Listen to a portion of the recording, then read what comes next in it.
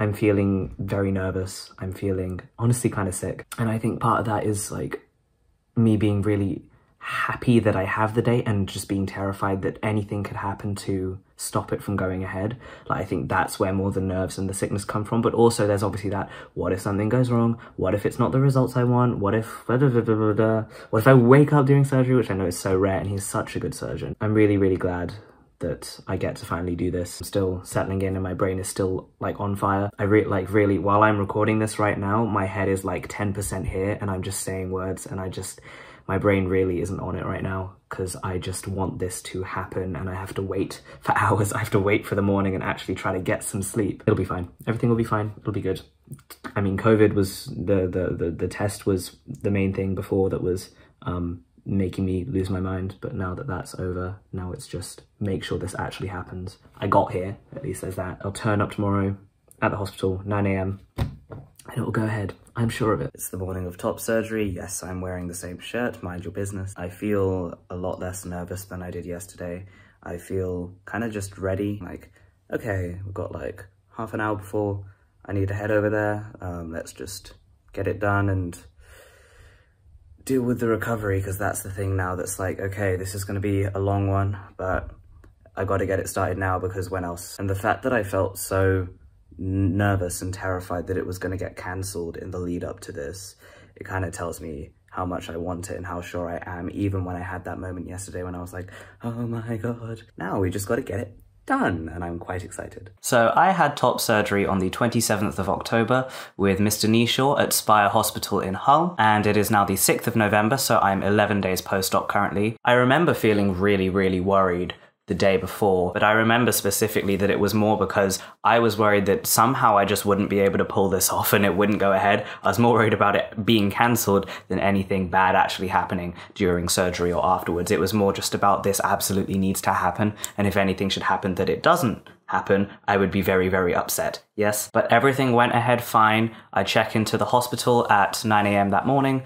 I was there a bit early actually, so like 8:30, but they were fine with that. I get into my little hospital gown, waiting to speak to the anaesthetist so he can knock me out and cut my tits off. Mr. Kneeshaw comes in, he marks me up, he shows me where the new nipples are gonna go, and he draws them. And then I'm basically just hanging around until like 11 AM for when they call me into the operating theatre. So a nurse leads me there, I hop onto the table, and they start doing all their stuff. They put the IV in my hand so they can put the anesthetic in. They tell me they're gonna take good care of me. I tell them I trust them, and then I'm out. It's literally just like, you're there, and then you wake up, and everything's fine. I was still like quite groggy when I did wake up. I just remember waking up and this guy was next to me, and I can't really remember what he's saying or maybe even hear what he's saying at the time, but I just sort of go, so it went well? And he was like, yeah, it all went fine. I was like, okay, cool. And that's all I really remember doing, because I don't remember anybody wheeling me from that room that I woke up in, because it was like a ward. There were other beds there. I could see other people being wheeled out. I don't remember being wheeled away from there, but I do remember then being in my hospital room where I was staying, and just chilling there for a sec, coming to my senses, messaging people, all went fine, I'm alive, whatever. Sitting in my post-op bed, I got out surgery. Well, I woke up about 2 PM, and I actually went into the theatre a bit past 11 AM. So I think they were operating for like 2 hours. I'm going through like waves of exhaustion, tiny bit of sickness, and quite a bit of pain, but I'm just so happy, and everything went perfect. Surgery went so well, it looks so good, and now all I have to do is take care of myself. So I'm waiting on a bit of food, which I'm excited for, because I'm hungry, because they don't let you eat up until 5 AM on the morning of surgery, so. Couple nurses come in, they'll do blood pressure every now and then, they do it every few hours, check a bunch of stuff and give you your painkillers if you need them and all of that. Surgeon comes in, he's like, do you want to have a look? I'm like, yes, obviously. So takes off the really, really tight, horrible hospital binder that I've got on and just starts pressing on it. He's like, yep, all looks good. And I'm like, ow, ow, ow. But it looked amazing. It looked totally flat. There was no bruising, really. There's no swelling or anything. I couldn't see what my nipples looked like or anything like that, because there's lots of dressings over it, and I couldn't see what shape the incisions were. But I was just like, it's flat. I'm happy. Well, I remember at the time, my brain couldn't really process what I was actually seeing on my chest, because my chest didn't look like that before, and now it looks like this, and my brain just wasn't making the connection that this is my chest now, and so I couldn't really feel like, oh my god, emotional or anything. Like, literally my brain was just like, blip, blip, blip, blip, like, short-circuiting. It sounded like the AOL dial-up noise. Day 2 post-surgery. Obviously, there's a lot going on, but also not much going on. I feel more bruised today, but we actually had another look at my chest, and it doesn't look bruised at all. I'm very tired, and I'm feeling a bit weaker today than I actually was yesterday. That's probably also a bit because my sleep was kind of disjointed, because every few hours in the night, the nurse had to come in and take my blood pressure and all of that. And also I've had a machine squeezing my legs all day and all night for the past couple of days, and it does keep making a noise, so it's a bit hard to get any sleep with that. But I did sleep most of the night, I think, and the nurses here are all so lovely, so I can't really complain. See, that noise there. All night. So it's still day 2 of recovery. My pain was getting a bit intense earlier. Not too bad, but it was like, before mostly what I was noticing was the discomfort over the pain. It was starting to get to where I was noticing the pain over the discomfort. So I'd only been going on paracetamol so far. I was like, whatever the step up from paracetamol is, give me that. They gave me some tramadol. And I had a little nap. I felt much better when I woke up. Not much better, but like quite a bit better. Again, it was more discomfort rather than pain by that point, which I can deal with. Yeah, got my little blood pressure thing going on. This drains down here.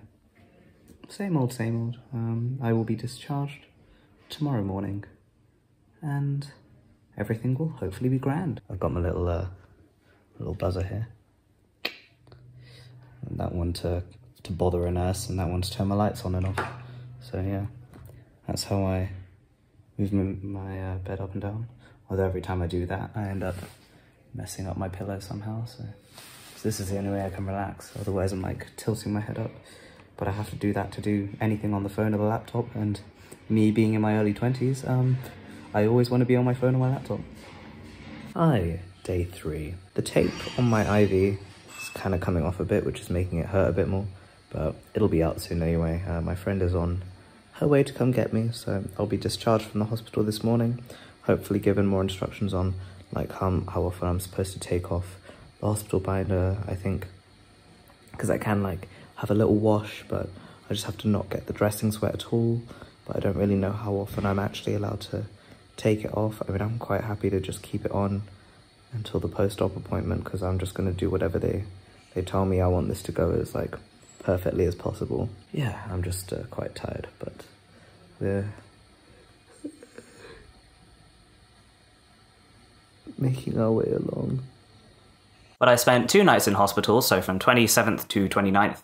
And yeah, just in that time, chilling, doing absolutely sweet FA, having my blood pressure checked periodically. At one point injecting something into my tummy that I wasn't expecting. I've never had a stomach injection before. It was fine, but hurt afterwards. So I don't know, I just didn't know that was a thing. Apparently it's to reduce the risk of blood clotting and all of that. But not all surgeons will do that. Every surgeon has a different way of doing everything, like down to the method itself of top surgery and then how you're gonna take care of the patient afterwards. It's all totally different. So that was just my experience. On the night of the 27th. Here's the thing about anesthetic.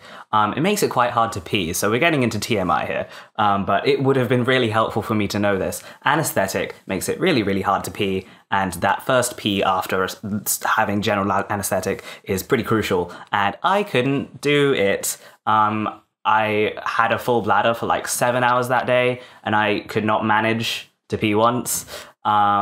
It was getting really, really worrying. They were starting to go, if you can't do it, we're gonna have to put a catheter in you because that's gonna be a problem. And I was like, give me another hour, please. I will try my best. And like at one point I tried so hard to get it out that I actually nearly fainted, because especially on the first day, anytime I did something that required too much mental or physical exertion, I would like get really, really hot and overheat and feel like I was about to pass out. It was really, really bad. And the worst one was when I tried to pee just a bit too hard, and I had to pull like the emergency cord in the bathroom to get a nurse to help me off the toilet. It was pretty bad. And you know what? Part of it is kind of my fault because I already had a really, really bad pee schedule because I played too many video games and I just ignore my bladder. I just keep on drinking and drinking, and I'm just like, this is fine. I don't need to go to the toilet for another 5 hours. I got really, really used to ignoring it when it's full, and it came back to bite me. So lesson learned, if you're going in for a surgery, if you're going to have general anesthetic, or just in general, fix your pee schedule if it's bad. Go at regular intervals. Go when you feel, never hold it in. Never hold it in. That's what I wish somebody would have told me, because I was this close to a catheter. The reason we didn't was because eventually one nurse tried, I mean, I'm telling you, we tried everything. They tried me squatting and like putting a pan underneath while I was still in the bed. That didn't work. The nurse also, because she had anesthesia before and had the same problem. But what worked for her was filling a glove with ice, putting it on my bladder, and then trying the squat over the pan method. So like shock the bladder into doing it. That didn't work for me either. So it was like, we're entering catheter town. No. Final nurse was like, okay, try again on the toilet, but just whack the tap on. We'll see how whack the tap on, think of waterfalls. I was like, okay, let's turn the tap on, last ditch effort. I do not want a catheter. And you know what? It worked. So I wish I got that nurse's name. Thank you, lovely lady. You're the reason I didn't need a catheter that day, because that would have really sucked. But yes, lesson learned, fix your pee schedule. Another thing that was really annoying was like the IV in my hand, because I had to have it in there for 3 days in case they would need to give me like morphine if some pain got really, really bad. It sucked. And it was just starting to, because it's just a needle in your hand that's just constantly there and feels really, really icky. And it started to really hurt by the 3rd day. And when the guy was taking it out, oh my God, that was the most painful thing that happened to me in that 3 days. Nothing to do with surgery. When he was taking the IV out, he pulled it out, and then because it was bleeding a bit, he pressed on it to stop the bleeding. Obviously, this is a site where a needle has been in my hand for 3 days, but it wouldn't stop bleeding, so he pressed on it as hard as he physically could for like a solid 2 or 3 minutes, and I like was doing like, my leg was going like this because I was like, ow dude. It really, really sucked. That was the worst pain. I was sweating, it was that bad. But yeah, that was just because it wouldn't stop bleeding, but we got there in the end, and I was like, that really hurt. He was like, oh, did it?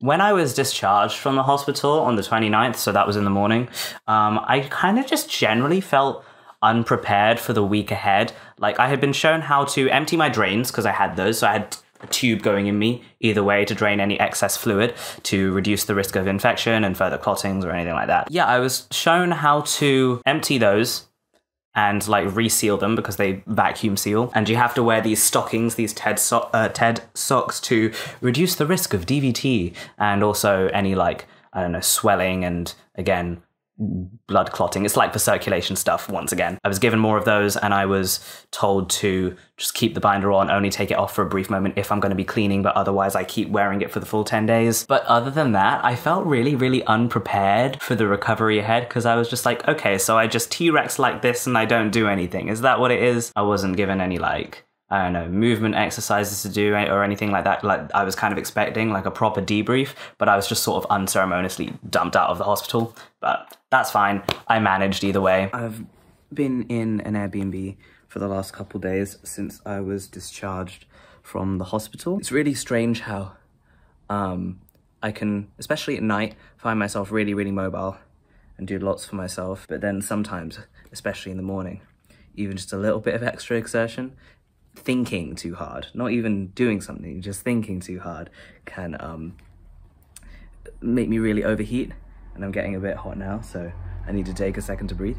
First couple of days are just really annoying because you really can't reach for anything yourself. You're not supposed to really move your arms from your sides at all. I can now, but my brain still thinks that I can't because I spent over a week not being able to. But yeah, for those first bits, I just had to have friends mainly help me out with meals and that, because I was more mobile than I thought I would be able to be. Like, I could dress myself by the time I was discharged from hospital. It took me a while, but I could. And I could walk around and go to the toilet by myself and all of that. That was all fine. You know, slow. Like, I would do it about 4 times more slowly than usual, but I could do it. But meal prep was one of the things that was really hard. But I had an amazing friend whose girlfriend prepared like a bunch of meals for me in advance for like the whole week, and that was super, super helpful. We ran out kind of early, but it's fine because it got those first few days out of the way where all we had to do to make food was just heat it up and then heat up some packet rice as well. So, and it was really good, like proper nice curries. So much love to her. And the Airbnb lady I stayed with as well was just the loveliest woman on earth.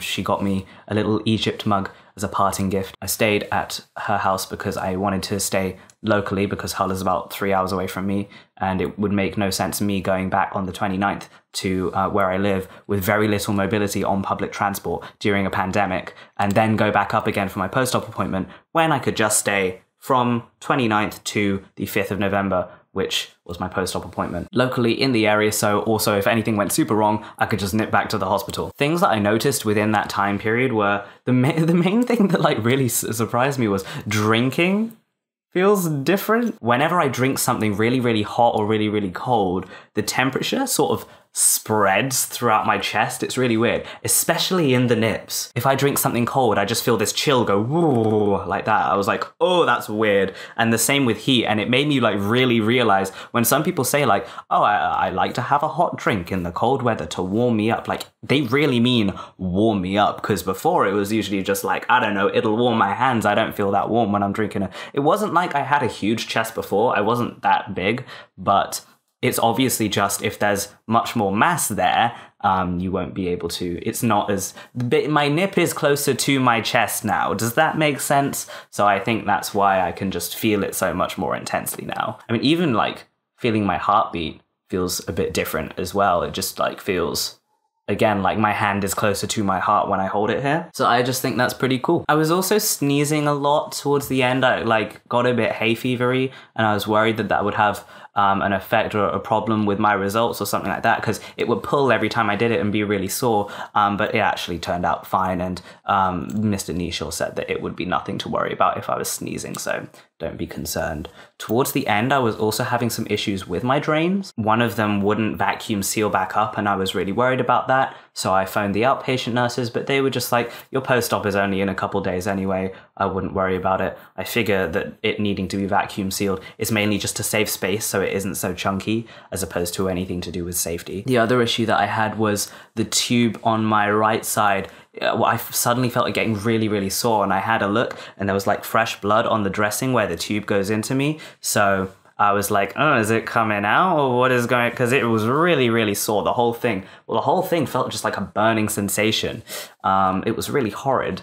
And I called them again, and what they said was it was probably just irritation from movement, but it's not that abnormal. And again, I shouldn't be too worried about it. I was also worried that the right drain that was unvacuumed might not be draining properly, because it was so filled with like pink blood on like the last day before my post-op, and the other drain, the left tube, was pretty much empty, and I think by that point they're both supposed to be like not much fluid in them, so I was really worried. But again, it all turned out fine, and I guess these things can just happen, and especially if the post-op appointment is close, it's not too much to worry about. So I'm just really, really happy that everything seems to have gone really, really well so far. So where we're at now is I have my old hospital binder back there, and I was given some new dressings if necessary, and some tape as well to put over the incisions. I only need to change that like twice a week.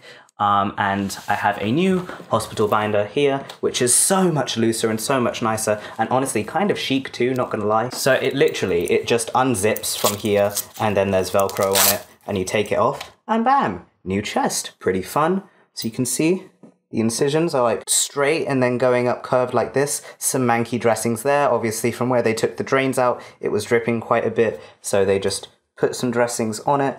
But yeah, and the nips look pretty good as well. I have new tiny designer nipples. Chest is a little bit like pimply and stuff because it had dressings on it for so long. But yes, brand new flat chest. Pretty amazing stuff. I think you did a really good job. And here's what it looks like without the dressings on. So I have to wear this for another 6 weeks from the time of my surgery date. And I guess it's just for an extra layer of protection and all of that, because it's really not all that tight, so I doubt it's for compression or anything like that. But yeah, overall, like, I could not be happier with the job that Mr. Kneeshaw did. Like, I went with him because, well, I nearly went with Mr. Yelland, because I could have gone with either, because I actually had the good fortune of being able to go privately because my work covers trans surgeries, which is amazing of them, and both of those surgeons are on the policy, so I had a choice of going with either. And the main reason I went with Mr. Kneeshaw is because I had heard more good testimony from other people of color specifically, that he is really, really accommodating and flexible with results, and that his results look consistently good across all skin colors. And it's not to say that Mr. Yelland's don't, it's just I haven't seen online as many examples of that, because it is really, really hard to find results that look more like me for the surgeons that are available for me to choose from in the UK, because as much as I can get a general gist of, okay, this is how the scar shape is going to look and all of that, there's not that many results specifically for surgeons in the UK of results that are on darker skin that will show me what my scarring is going to look like for the rest of my life, if you get what I'm saying. Generally, it's all going to look pretty similar, but I was pretty much picking out of the two of them, and it really came down to the what do I have more examples of that I can actually know exactly what I'm going to be putting onto myself for the rest of my life. And for Mr. Yelland, I just couldn't find as many results that looked like me to feel comfortable enough to go with him, if that makes sense. But I've had friends who have gone with him and have been so satisfied. And obviously, in terms of UK trans YouTube, I think he's pretty much the most popular top surgeon that people have gone with anyway. So there's loads of examples of his results, mainly on white skin, but it's very clear. He's an excellent surgeon. I just decided to go with Mr. Kneeshaw because I had a better idea of what his results would look like on my skin color specifically. That, and also his results are just as consistently good as Mr. Yelland. So I really think that they're both totally on par, equally good. So I wouldn't have complained going with either one. Hi, me from the future. One thing that I didn't touch on when I was recording, I've been experiencing quite a bit of post-op depression, and I knew that it was common, and I knew that it was pretty normal, not even just for this surgery, but for a lot of surgeries, to experience some kind of post-op depression, and even mentally preparing myself for it. It mainly happens kind of in the mornings when I'm waking up, but sometimes it lasts the whole day. It pretty much started a couple days after I'd actually had surgery. You can prepare yourself for it, but it still sucks, and it still doesn't stop your brain from going to that place of everything is horrible and I don't want to be here. You can't even really put your finger on why, and you feel guilty because it's I've just had this amazing surgery that's going to change my life, and I should be really, really grateful because so many other people are waiting, have waited longer than I have. I'm in a really great position. Why do I feel so rubbish? And it's normal, and I think it's just something that I should bring up that I have been experiencing and still experience right now as well, because even if you are prepared, it is difficult, but it would probably be a lot more difficult to deal with if you didn't even know that a lot of other people go through the same thing. So I wanted to drop that one in there as well. I also hit 2 years on T while I was going through this. That was on the 31st of October, but I didn't make a video for it because obviously I was a little bit bedridden. So I'll make a separate video for that at some point. In terms of what's going on here, you've seen what it looks like at 10 days post-op. I think it looks really, really good for 10 days post-op. I was very surprised. I'll make another video when everything's a little bit more healed up, maybe 1 month post-op, and we'll keep checking in on how everything is doing and when I can start doing scar treatment and bio oil and all of that, and really, really try and make them look as nice and sleek as possible. And hopefully one day I'll grow enough chest hair that you won't even be able to see them. And of course, if you have any questions, then just throw them in the comments and I'll be happy to elaborate on anything that you might be wondering about this surgeon or this technique or recovery or whatever. I mean, honestly, even though I've done it, I still don't feel like the best expert to ask, because again, I felt kind of unprepared. Even though I did so much research, I felt kind of unprepared leaving the hospital, and I still feel like I'm not really doing it right, or I don't know what I'm doing, because I'm just floating around and getting on with my stuff. I mean, for being 11 days post-op, I can pretty much function as normal now. I can lift my arms how I want. He told me I can lift them above my head. I don't want to, just in case, but I'm living by myself right now, and I can do everything by myself just fine. So it's going really, really well. But yeah, I still feel like I don't know what I'm doing. But if you do have any questions, I would be more than happy to answer any. So just drop them in the comments. Or if you don't want to do it publicly, you can message my Instagram DMs and I can respond there. But that is it from me. I will see you at about 1 month post-op, or when I do my 2 years on T video, or just whenever I decide to do anything, I guess. Goodbye.